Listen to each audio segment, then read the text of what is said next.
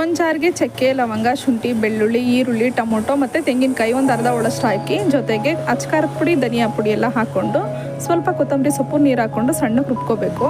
ಒಂದು ಕುಕ್ಕರ್ಗೆ ಒಂದು ಸೌಟಷ್ಟು ಎಣ್ಣೆ, ಒಂದು ಅರ್ಧ ಈರುಳ್ಳಿ, ಮೆಂತ್ಯ ಸೊಪ್ಪನ್ನು ಕಟ್ಟು ಸ್ವಲ್ಪ ಕೊತ್ತಂಬರಿ ಸೊಪ್ಪು ಹಾಕಿ ಫ್ರೈ ಮಾಡ್ಕೋಬೇಕು. ಇದಾದಮೇಲೆ ಬೆರಕೆ ಕಾಳು ಮೊಳಕೆ ಕಟ್ಕೊಂಡಿರೋದನ್ನು ಹಾಕ್ಕೊಂಡು ಒಂದೆರಡು ನಿಮಿಷ ಫ್ರೈ ಮಾಡ್ಕೋಬೇಕು.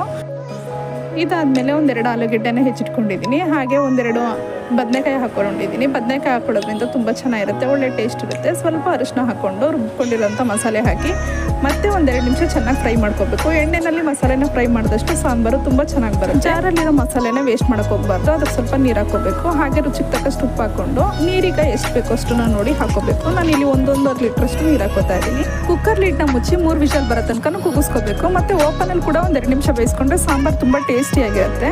ಬಿಸಿ ಬಿಸಿ ಮುದ್ದೆ ಜೊತೆಗೆ ಮೊಳಕೆ ಕಾಳಿನ ಸಾಂಬಾರು, ಅದರಲ್ಲೂ ಬೆರಕೆ ಕಾಳಿನ ಮೊಳಕೆ ಸಾಂಬಾರು ತುಂಬ ರುಚಿಯಾಗಿರುತ್ತೆ. ನೀವು ಒಂದ್ಸರಿ ಟ್ರೈ ಮಾಡಿ.